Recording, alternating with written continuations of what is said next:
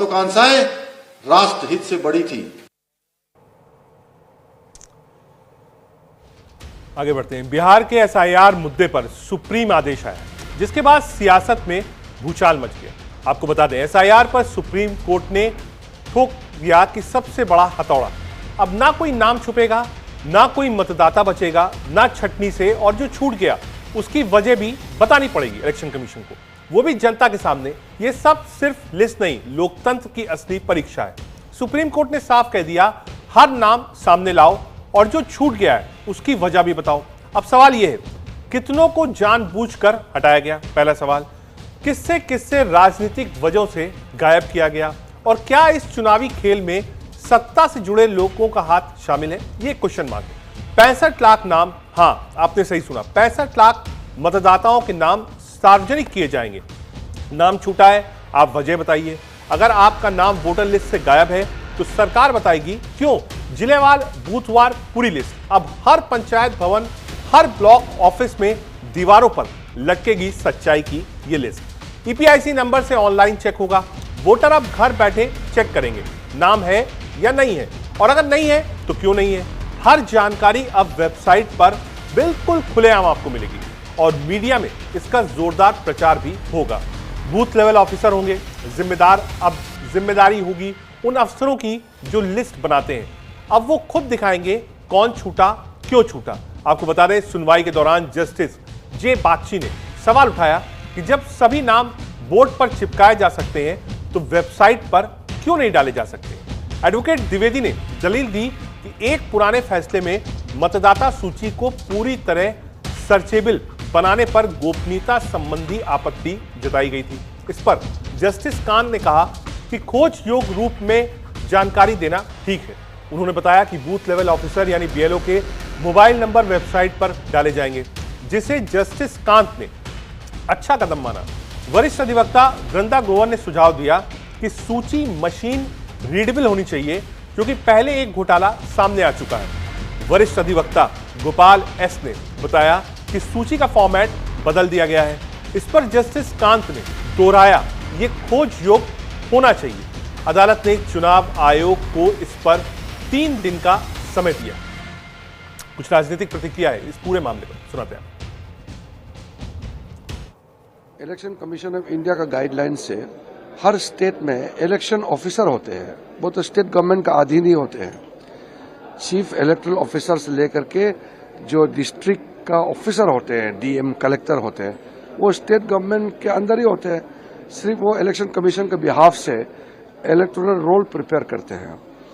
Supreme court ने बहुत साफ शब्दों में कह चुके हैं कि ये जो एसआईआर है, स्पेशल इंटेंसिव रिवीजन करते हैं इलेक्टोरल रोल को, ये आज़ादी के बाद होते आए हैं और ये होना भी चाहिए। नहीं तो मृत लोगों को नाम काटना और फिर नए लोगों को जोड़ना।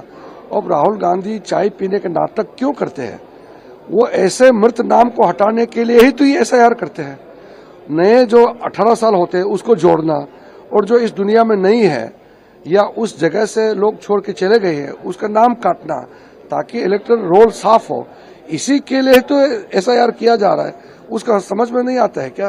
ये सुप्रीम कोर्ट ने बहुत अच्छा निर्देश और बहुत अच्छा ऑब्जर्वेशन किया है, बहुत अच्छा निर्णय दिया है। और इसके बाद भी राहुल गांधी जी और उनके कुछ साथी हैं, वो इलेक्शन कमीशन को विश्वास नहीं करते हैं, सुप्रीम कोर्ट को नहीं मानते हैं ये लोग, और देश के संवैधानिक संस्थाएं को वो नहीं मानते हैं, तो इस देश का संविधान को ही नहीं मानते हैं। कांग्रेस के लोगों ने तो संविधान का धज्जियां कितने बार उड़ाए हैं। अब यहाँ आपके रूलिंग पार्टी के एमपी एक्सपोज कर रहे हैं 6 लोकसभा क्षेत्रों में घपला हुआ है, वो कह रहे हैं। तो हम कह रहे हैं कि सब आपके पास तो सारे डेटा हैं, इलेक्ट्रॉनिक वोटर लिस्ट है, चलिए सब कुछ सार्वजनिक करिए, वाराणसी का भी सार्वजनिक करिए। जब सभी कुछ ऐसा हुआ है, रद्द करिए लोकसभा चुनाव, हिम्मत दिखाइए। 45 साल पुराना कागज लाकर अब दिखा रहे हो, और वो भी तब बना था जब जनता पार्टी की सरकार थी। खुद ही अपने जाल में फंसते चले जा रहे हैं ये लोग। आज जो सवाल पूछे जा रहे हैं वो आज के सवाल हैं, उनका जवाब 45 साल पुराना कागज नहीं हो सकता। अभी जवाब दीजिए, और उस वक्त के लिए भी माफी मांगिए जब आप ही की सरकार ने वो कागज बनाया था। बिहार पर सुप्रीम आदेश आया है। जिसका नाम छूटे वो सार्वजनिक किए जाएं।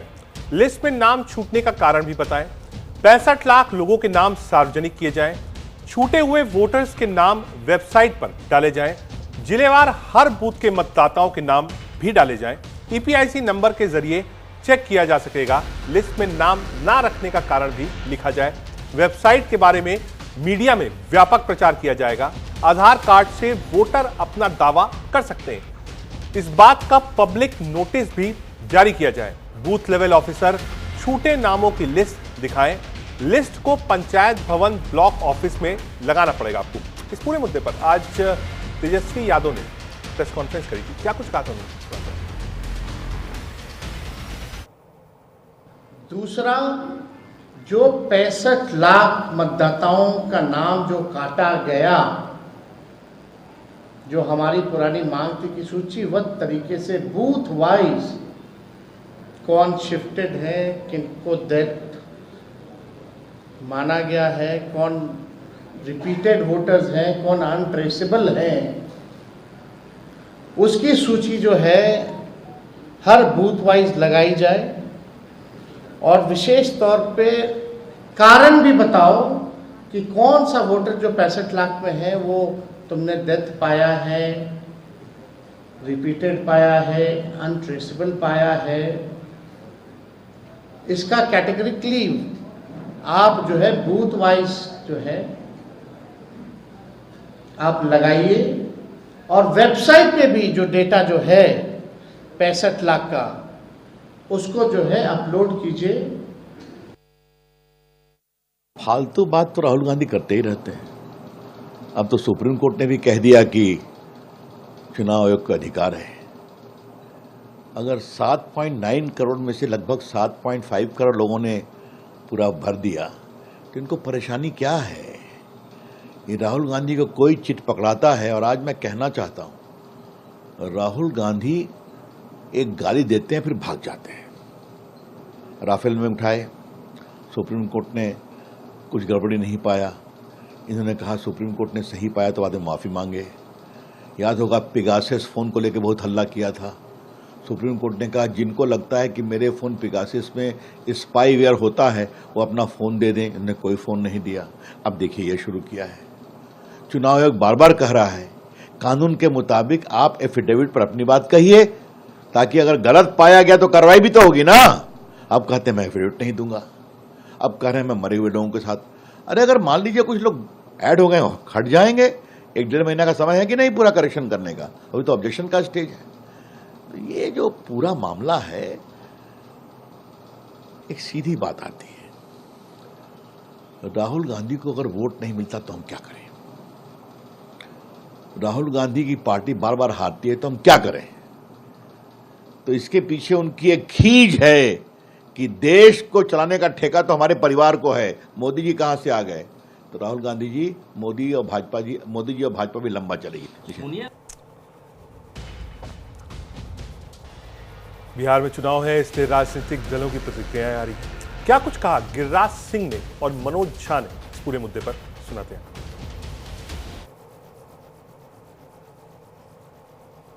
तेजस्वी यादव के तरह फर्जी वोटर लिस्ट की तरह कहीं फर्जी तो नहीं कर रहा। ये जांच का विषय। 65 लाख लोगों का नाम कटा है। 65,000 की सूची जाके बिहार के चुनाव आयोग को देना चाहिए। कहां से देगा? कर्नाटक में उनकी सरकार, कर्नाटक में उनकी सरकार है। उसी वोटर लिस्ट से चुनाव कराए, उसी वोटर लिस्ट से जातीय जनगणना कराए। कर्नाटक का चुनाव आयोग कह रहा है एफिडेविट दो, हल्फनामा दो, नहीं तो तुम पर केस होगा। नकली गांधी भी जेल जाएगा, नकली युवराज भी जेल जाएगा। ये देश में आरजेडी कांग्रेस कह रहा बांग्लादेश बना देंगे। बांग्लादेश का मतलब समझते हैं? एनार्किज्म, अर्बन नक्सल बनोगे, ये देश स्वीकारेगा। और मोदी जी के खिलाफ, मोदी जी की लोकप्रियता है, गरीबों के नेता है, गरीबों के मसीहा हैं। इंदिरा गांधी गरीबी के नाम पर आई, लेकिन गरीबी नहीं मिटा पाई।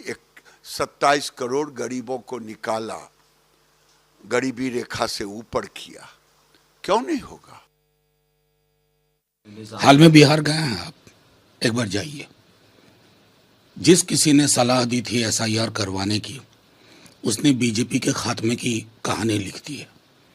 हर मतदाता को के मन में एक सवाल है, वोट चोर गद्दी छोड़। अब इस राजनीति में एक नया मोड़ सामने आया है। एसआईआर